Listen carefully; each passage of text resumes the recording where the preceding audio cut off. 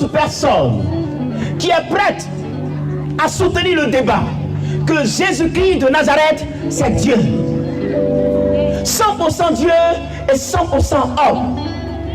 C'est vrai, tu ne peux comprendre que Jésus-Christ c'est Dieu, mais écoute-moi bien.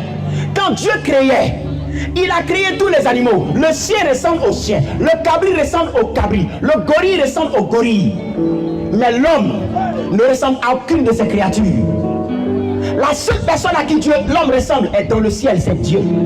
Si donc Dieu a pris le soin de créer une créature qui lui ressemble, c'est que Dieu avait prévu devenir homme. Dieu s'est dit, je vais créer lui là afin qu'il me ressemble. De telle sorte que si ça se complique, moi-même je lui viens en aide en devenant homme comme lui. My God. Non, j'ai envie d'arrêter le message là. Qui veut qu'on continue? Vous levez la main comme ça. Oh, alléluia!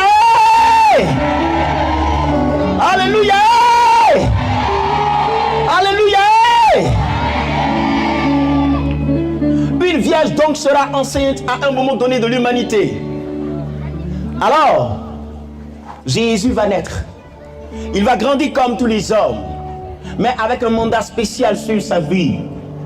Lorsqu'il va atteindre l'âge de 30 ans, la Bible dit qu'il va aller dans le Jourdain à la rencontre d'un homme qui était lui aussi exceptionnel parce que mandaté par Dieu pour une mission particulière, à savoir Jean-Baptiste. Lorsque Jésus va arriver au niveau de Jean-Baptiste qui baptisait, il va demander à Jean-Baptiste de le baptiser. La Bible dit que Jean va lui résister. Jean va dire non. Jésus va lui dire, écoute, laisse faire, il est bon que nous accomplissions ainsi la volonté de Dieu. Pourquoi Jean ne voulait pas baptiser Jésus? Parce que Jean lui-même a dit, celui que je suis venu annoncer, il est avant moi. Je ne suis pas digne de délier la courroie de ses chaussures. Mais Jésus va dire, laisse faire. Il est bon que nous accomplissions ainsi la volonté de Dieu. Mais quelle était la volonté de Dieu? Qui est Jean-Baptiste? Jean-Baptiste est le fils de Zacharie. Zacharie était lui-même un sacrificateur. Selon le sacerdoce lévitique et selon l'ordre de Aaron, ce sacerdoce se transmettait de père en fils. C'est-à-dire, si ton père est sacrificateur, ça te donne le droit automatiquement d'être sacrificateur, même si tu n'es pas encore né. Donc, là où Jean devait se trouver, c'était dans le temple. Mais la Bible dit que Jean a grandi dans le désert. Et lorsque la parole de l'Éternel s'est révélée à lui, Jean est sorti du désert et il est venu, il a commencé à baptiser. Mais qu'est-ce qui se passe avec les sacrificateurs de façon réelle? C'est que dans l'ancienne alliance, dans l'Ancien Testament, lorsqu'il arrivait à quelqu'un de péché, on lui demandait d'envoyer un animal. Il envoie un animal qu'il envoie devant le sacrificateur. Et le sacrificateur lui dit, il faut poser tes 2 mains sur l'animal. Et quand tu vas poser tes 2 mains sur l'animal, il faut confesser tes péchés sur l'animal. Lorsque tu finis de confesser tes péchés sur l'animal, l'animal est mis à mort. Et le sang de l'animal qui verse couvre ton péché. Voici que Jean-Baptiste, qui devait être à la place de son père et tuer les animaux, lui il est dans le désert, il sort, il vient baptiser. Il voit Jésus qui vient à lui et il dit non, non, non, non, non, non, non, non, non. Moi je ne veux pas te baptiser. Fils, mets-toi à genoux là, mets-toi à genoux là, mets-toi à genoux là. Là, pour que tout le monde te voit. Mets-toi là. Alors Jésus va se mettre, fais-moi face. Jésus va se mettre à genoux devant Jean-Baptiste. Jean-Baptiste va imposer les mains à Jésus et Jean va plonger Jésus dans l'eau. Dès que Jésus va sortir, le ciel va s'ouvrir et le Saint-Esprit va descendre sur lui sur une forme corporelle. Jean, c'était l'image de l'humanité. Yes. Jean, c'était toi. Jean, c'était moi. Jean, c'était tous les hommes. En imposant les mains à Jésus, Jean était en train de transmettre à Jésus les péchés de l'humanité. C'est ainsi que dans les eaux du baptême, il a pris les péchés de l'humanité. Et quand Jean a fini, Jésus est parti. Quelque temps plus tard, Jean voit Jésus passer et il dit, voici l'agneau de Dieu qui ôte le péché du monde. Comment tu peux appeler quelqu'un agneau? C'était une figure de style. Jean était en train de dire, mon père était sacrificateur. Il permettait aux gens d'imposer leurs mains sur les animaux qu'ils envoyaient afin que par la mort de ces animaux-là, ils obtiennent le pardon de leurs péchés. Je devais être comme mon père. Mais moi, ma mission est spéciale. Tous ces moutons qu'on a tués, c'était l'image de celui qui devait venir. En réalité, voici celui-là qui par sa mort va réellement pardonner les péchés de l'humanité. Dis Amen. Dis Amen. Dis Amen. Après le baptême, la Bible dit que l'Esprit va le conduire dans le désert pour qu'il soit tenté par le diable. Jésus sera tenté par le diable. Mais remarquez quelque chose. Remarquez quelque chose. Pour le premier Adam, quand Satan est arrivé, il a dit, Dieu a-t-il réellement dit? Il a mis en cause la parole. Dieu a-t-il réellement dit? Et la Bible dit que Jésus-Christ est le second Adam, c'est-à-dire le deuxième homme, le deuxième type d'homme. Mais quand Satan est arrivé au niveau de Jésus, il n'a pas dit Dieu a-t-il réellement dit. Et sachez-le bien, Satan n'aime pas l'ordre. Il prospère dans le désordre. Quand il partait au niveau d'Adam et Ève, s'il partait directement à Adam, certainement il allait échouer parce qu'il a respecté l'ordre. Et Dieu est dans l'ordre, Dieu est dans l'autorité. Comme il voulait fragiliser l'espèce humaine, il n'a pas respecté l'ordre, il est parti prendre le sujet pour confondre celui qui était au-dessus du sujet. Quelqu'un comprend? Il a utilisé la femme qui était en dessous de l'homme que d'aller directement à l'homme. Et à partir de la femme, il a atteint l'ordre. Du moins, l'homme. Il n'a pas respecté l'ordre, il n'a pas respecté la hiérarchie. Il arrive au niveau de Jésus, il ne peut pas dire Dieu a-t-il réellement dit, parce que Jésus n'a pas de femme. Je ne suis pas en train de dire que les femmes sont une mauvaise chose. Femmes, vous êtes bonheur, acclamez le Seigneur pour vous-même. Il arrive au niveau de Jésus, il ne peut pas dire Dieu a-t-il réellement dit. Il regarde Jésus et puis dit, Père, je veux te rendre toute la gloire. Je veux louer, bénir ton nom. Maintenant, au nom de Jésus-Christ de Nazareth, ciel d'Abobo, je te l'ordonne. Retiens la pluie, je ferme tes vannes maintenant. Merci Seigneur, au nom de Jésus. Dis Amen.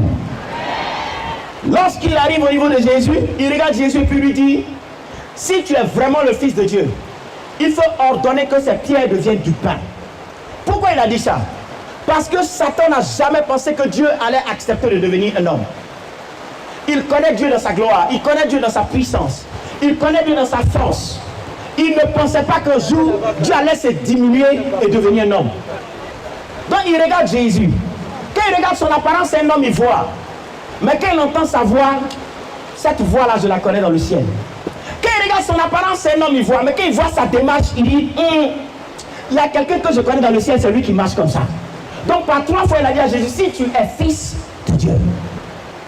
Si tu es fils de Dieu. Dis-moi Amen. Il faut me dire Amen. Il faut me dire Amen. Alors Satan va échouer. À la fin donc de son ministère terrestre, Jésus sera crucifié. Tout le monde connaît cette partie de l'histoire.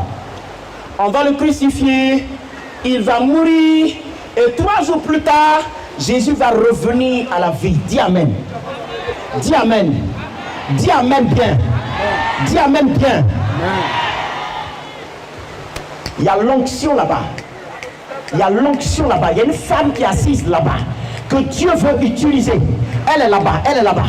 Il y a une femme qui est assise là-bas, me dit l'Esprit, que Dieu veut utiliser puissamment. Femme, il y a un appel de prophétesse qui est sur ta vie. Tu es assise là.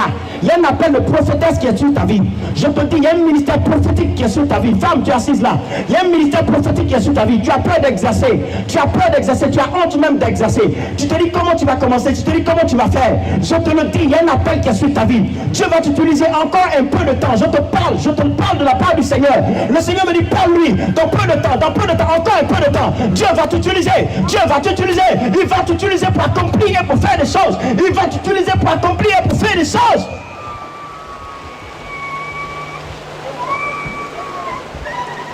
Dis-moi Amen. Oh, dis-moi Amen là. Dis-moi Amen bien. Alléluia. Lisons maintenant Apocalypse. Allons-y. Et le vivant, oui, j'étais mort. Aha. Et voici, je suis vivant au siècle des siècles. Je tiens les clés de la mort. De la mort. Et du séjour des morts. Et du séjour des morts. C'est à sa mort, du moins c'est à sa résurrection que Jésus a dit, j'étais mort, je suis maintenant vivant. Je tiens les clés de la mort et du séjour des morts. Mais avant que Jésus ne meure, la clé de la mort et du séjour des morts était entre les mains de qui? Était entre les mains de Satan. Mais maintenant, ces clés ne sont plus entre ses mains. Ces clés-là sont désormais entre les mains de Jésus-Christ de Nazareth. Donc la mort est une prison, le séjour des morts aussi est une prison. Donc la seule clé peut ouvrir les portes de la mort et du séjour des morts et emprisonner ou sinon enfermer des personnes. Jésus dit, je suis mort, maintenant je suis vivant. J'ai les clés de la mort et du séjour des morts. Mais Seigneur, si tu es ressuscité, ça sous-entend que la mort n'avait pas d'emprise sur toi. Pourquoi donc es-tu mort? Lis-moi maintenant 1 Corinthiens 15, le verset 55. Il y a un jeune homme qui est dans cette rangée. Il y a un jeune homme qui est dans cette robe. Il y a une grâce particulière sur ta vie. À l'école, tu souffres actuellement. Tu as du mal à avancer. Avant, tu comprenais bien tes cours, mais maintenant, tu ne comprends pas ce qui se passe. C'est l'ennemi qui est en train de faire ça. Tu as prié, tu as demandé au Seigneur de te venir en aide parce que tu ne comprends pas. C'est l'œuvre de la sorcellerie. Mais je te le dis, à partir d'aujourd'hui, le Seigneur te délivre. Et ça ne se répétera plus jamais. Parce que tu vas voir la gloire de Dieu. Je te le dis, l'examen qui vient devant toi, tu vas la voir au nom de Jésus de Nazareth. Allons-y. 1 Corinthiens 15, le verset 55. Allons-y. 1 Corinthiens 15, le verset 55. Oui, allons-y vite. Ô mort, ô mort, où est ta victoire? Où est ta victoire? Ô mort, ô mort, où est ton aiguillon? Répète après moi, ô mort, où est ta victoire? Ô mort, où est ton aiguillon? Encore, ô mort, où est ta victoire? Ô mort, où est ton aiguillon? On est en train de dire, mort, où est ta force? L'aiguillon de la mort, c'est le péché. Mort. Maintenant, là, où est ta puissance? Où est ta force? C'est fini. Pourquoi c'est fini? Lisons maintenant, et on va finir. Lisons maintenant Romains chapitre 19. Non, Romains 5, verset 19. Allons-y. Romains 5, 19. Homme frère, regarde-moi ici. Non, touche-le. Tu es béni. La grâce de Dieu est sur ta vie. L'ennemi a cherché à t'étouffer pour ne pas que ce que Dieu a déposé puisse se manifester. Mais le Seigneur n'a fait que commencer avec toi. Je te le dis, je vois une grâce de miracle sur ta vie. Je vois une grâce de miracle, de guérison sur ta vie. Dieu va t'utiliser dans ce domaine-là. Venez, commandant, s'il vous plaît. Dieu va t'utiliser dans ce domaine-là. My God, Jesus. Merci, Seigneur. Reçois. Dieu va te lever aussi. On t'a humilié, mais Dieu va te lever. Aidez-le, je vous le laisse. Vas-y vite. Romains 5. Oui. Le verset 19. Verset 19, allons-y. Car comme par la désobéissance d'un seul homme, beaucoup a été rendu. Mais acclame le Seigneur parce que la pluie s'est arrêtée. Oui, allons-y. Car comme par la désobéissance d'un seul homme, beaucoup a été rendu pécheurs. De même, par l'obéissance d'un seul, beaucoup seront rendus justes. Alléluia. À cause d'un seul, tout le monde a été rendu pécheur. La Bible dit, et Dieu dit, comme à cause d'un seul, tous ont été rendus pécheurs. Je ne vais pas utiliser 10, je ne vais pas utiliser 15, je ne vais pas utiliser 20. Aussi à cause d'un seul, tous seront justifiés. Acclame Jésus de Nazareth. Oh yes! Oh, si quelqu'un peut se lever plus marcher, puis dire je suis justifié au nom de Jésus. Aïe, il faut marcher, il faut dire je suis justifié. Dis je suis justifié. Amen. L'obéissance de Jésus-Christ de Nazareth est salut pour toi. L'obéissance de Jésus-Christ de Nazareth est salut pour moi. De quel type d'obéissance parle-t-on? La Bible dit que quand il partait à la croix, à la dernière heure, aux derniers instants, au dernier moment, la Bible dit, Jésus a commencé à prier. Il a dit, Père, que cette coupe s'éloigne de moi. Sinon, pas ma volonté, mais ta volonté. La Bible dit, Jésus a obéi. Il a accepté de souffrir. Il a accepté de mourir. Cette obéissance-là est retombée sur toi. Dieu a comptabilisé ça pour toi. Tu ne me dis pas amen, dis-moi amen s'il te plaît. Tu as lu Romains 5, 19. Lis-moi maintenant Romains 5, 17. Romains 5, 17. Oui. Si par l'offense d'un seul, la mort a régné par lui seul. À plus forte raison. Ceux qui reçoivent l'abondance de la grâce et du don de la justice, régneront-ils dans la vie par Jésus-Christ, lui seul. Quelqu'un peut se lever puis faire comme ça? Est-ce que quelqu'un peut se lever puis faire comme ça? Il faut marcher, il faut dire je vais régner dans la vie. Ah, dis je vais régner dans la vie. Dis je vais régner dans la vie avec Jésus. Oh, commence à crier, dis j'ai reçu la grâce. Dis j'ai reçu la grâce. Dis Dieu m'a fait grâce. Dis j'avais péché. J'étais coupable. J'ai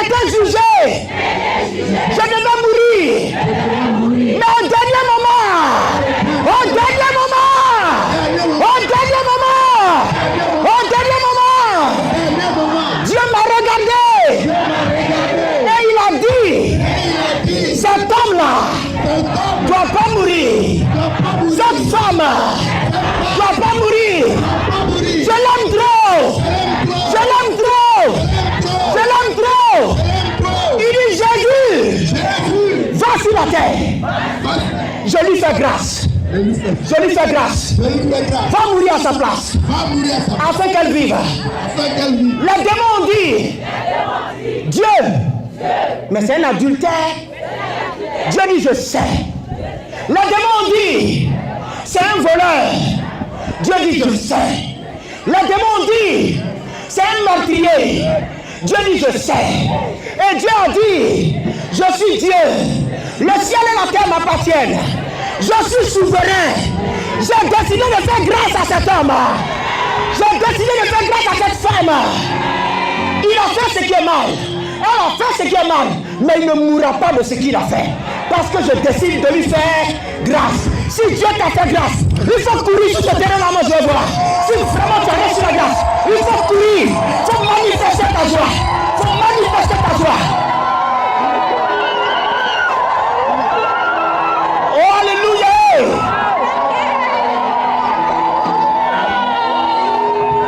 Et pendant que tu lèves la main, dis Dieu m'a fait grâce. Regarde ton frère, dis je suis un agent de la vie. Dis-lui ça. Dis-moi je suis un agent de la vie. Encore. Encore. Fais ça partout, je passe, j'apporte la vie au nom de Jésus. Touche ton voisin, dis-lui reçois la vie au nom de Jésus-Christ. Oh alléluia. L'offense entraîne le jugement. L'offense, ça entraîne le jugement. Le jugement entraîne la condamnation. La condamnation entraîne la mort. La voie de la mort, c'est la condamnation. Mais en Jésus-Christ de Nazareth, quelqu'un veut entendre? Quelqu'un veut entendre? Après l'offense, il y a la grâce. Après la grâce, il y a le pardon. Après le pardon, il y a la justification. Et après la justification, il y a la vie. Il y a la vie. Il y a la vie. La voie de la vie. La voie de la vie, c'est la grâce. La voie de la vie, c'est la grâce. La voie de la vie, c'est la grâce. La voie de la vie, c'est la grâce. La voie de la vie, c'est la grâce.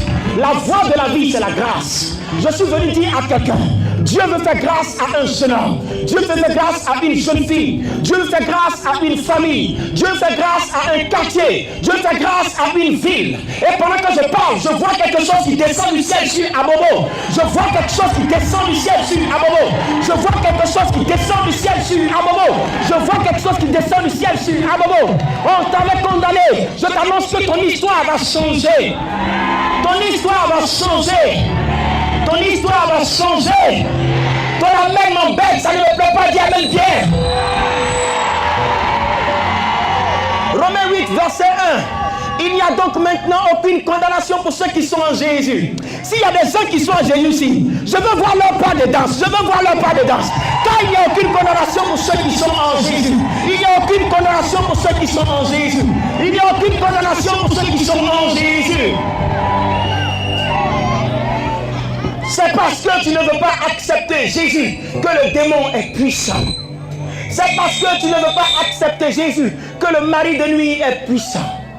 C'est parce que tu ne veux pas accepter Jésus que cette malédiction-là demeure là encore. C'est parce que tu n'as pas Jésus que tu souffres comme ça. C'est parce que tu n'as pas Jésus que la condamnation parle encore. C'est parce que tu n'as pas Jésus que la condamnation parle encore. C'est parce que tu n'as pas Jésus que la mort a logé sur toi. C'est parce que tu n'as pas Jésus que les sorciers viennent faire ce qu'ils doivent faire. Regarde, ils ont failli tuer ton enfant l'année passée. C'est parce que tu n'as pas Jésus. Le marabout du quartier ne peut rien faire. Je te le dis, c'est la vérité. Le yoga ne peut rien faire. Le bouddhisme ne peut rien faire. Car la grâce ne vient que du trône de Dieu. La grâce a un nom. Et le nom de la grâce, c'est Jésus-Christ de Nazareth.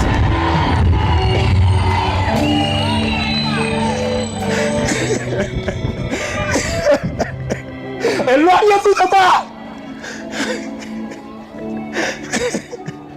Tu es ici.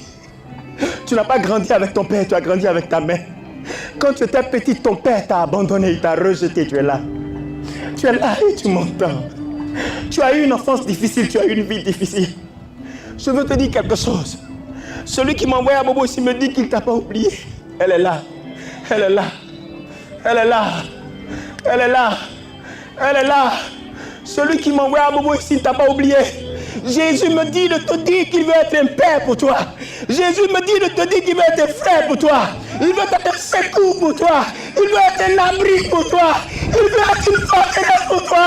Jésus va t'aider. Jésus va t'aider. Jésus va t'aider. Jésus va t'aider. Jésus va t'aider. Jésus va t'aider. L'année passée, tu as voulu te suicider. L'année passée, tu as voulu te suicider. Tu dois vivre. Tu dois vivre. Tu dois vivre. Il me dit, dis-lui, je l'ai choisi. Il t'a choisi. Elle m'entend. Elle m'entend. Il t'a choisi. Il t'a choisi. Il t'a choisi. Père, Père, Père, dans quelle direction partir?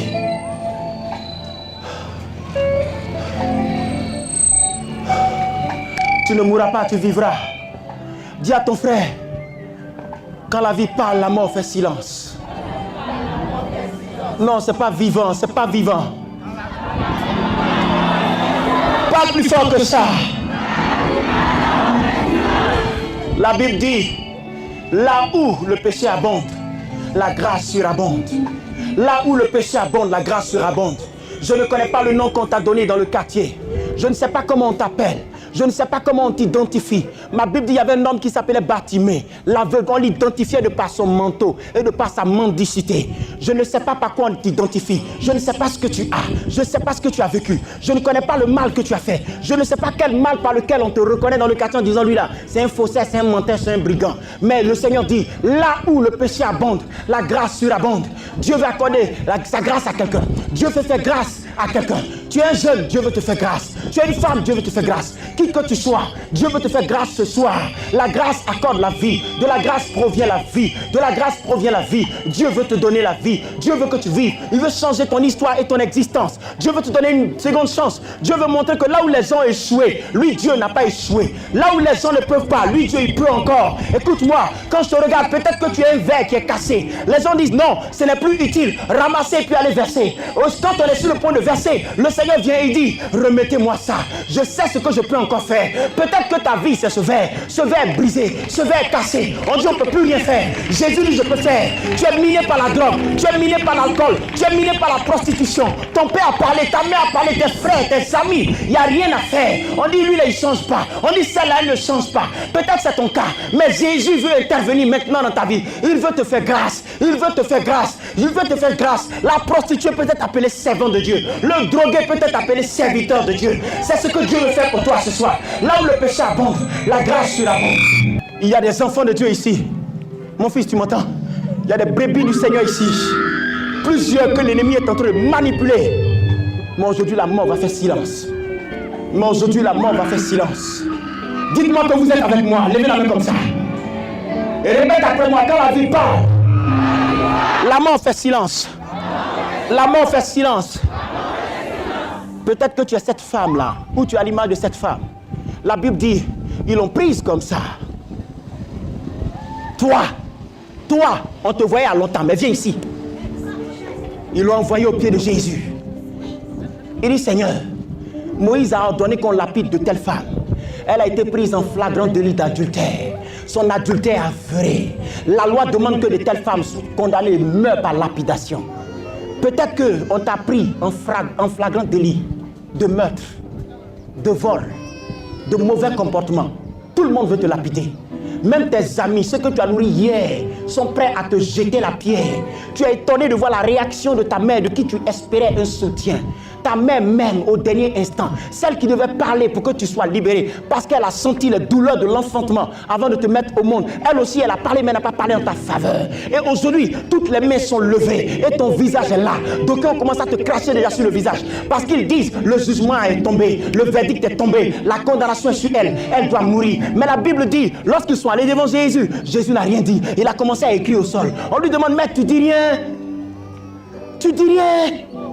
Il lève les regards et puis il leur dit que celui qui parmi vous n'a jamais péché lui lance la première pierre. Quand il a fini de parler, la Bible dit, les vieux, les jeunes, chacun a laissé sa pierre et ils sont rentrés chez eux à la maison. Le Seigneur regarde la dame, il dit, femme, personne ne t'a condamné? Elle dit, non Seigneur. Il dit, moi aussi, je ne te condamne pas. Ce soir, le Seigneur veut libérer quelqu'un comme ça, comme il a libéré cette femme-là.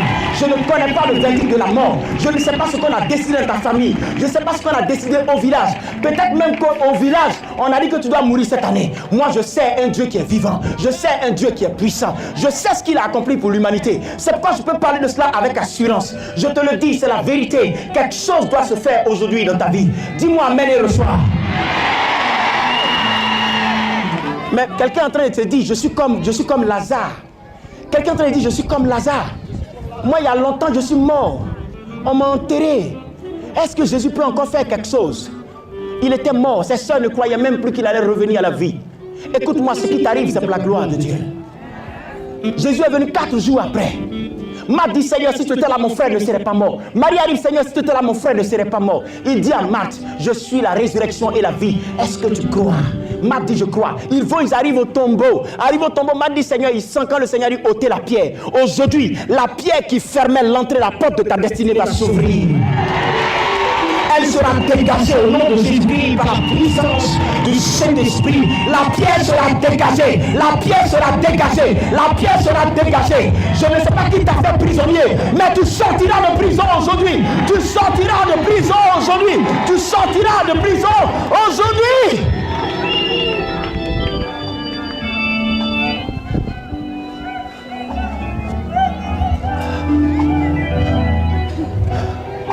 Tu veux la grâce? Viens la prendre. Viens la prendre. Toi, viens la prendre.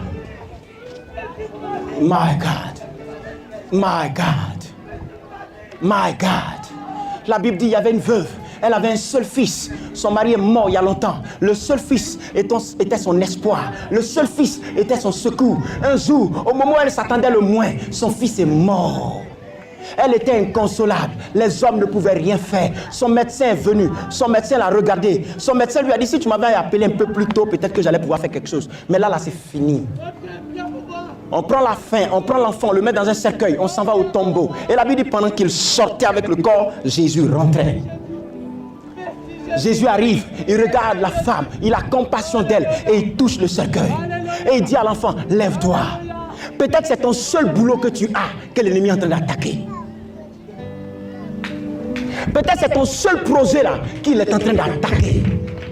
Le seul espoir qui te reste, il est en train de mettre ça en cause actuellement. La seule chose que tu as, tous les démons se sont acharnés, les sorciers se sont acharnés. Ils ont détruit d'abord le travail, ils ont détruit le mariage. Maintenant ils veulent détruire la santé. Il dit c'est tout ce qui lui reste. Si on détruit ça, elle est finie. Si on détruit ça, il est fini. Peut-être même que tu es mort et qu'après aujourd'hui, ils ont décidé de te porter en terre. Mais pendant qu'ils forment le projet d'aller t'enterrer aujourd'hui, c'est alors que Jésus-Christ fait son entrée. Je ne sais pas, le Seigneur me dit parle, je dois parler. C'est alors que Jésus-Christ de Nazareth fait son entrée. Et le Seigneur dit que tu dois vivre. Femme, tu dois vivre.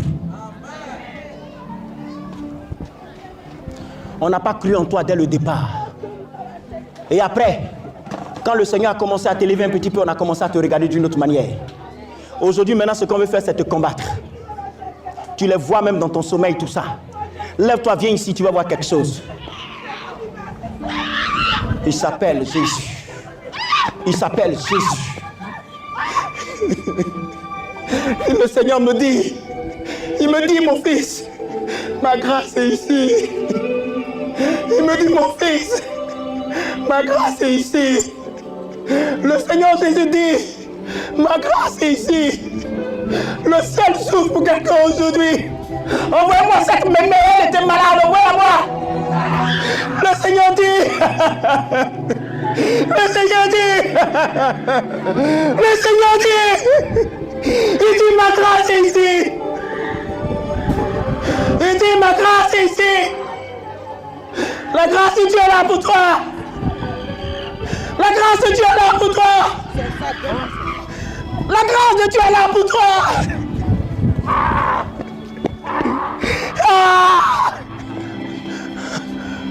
La grâce de Dieu est là pour toi.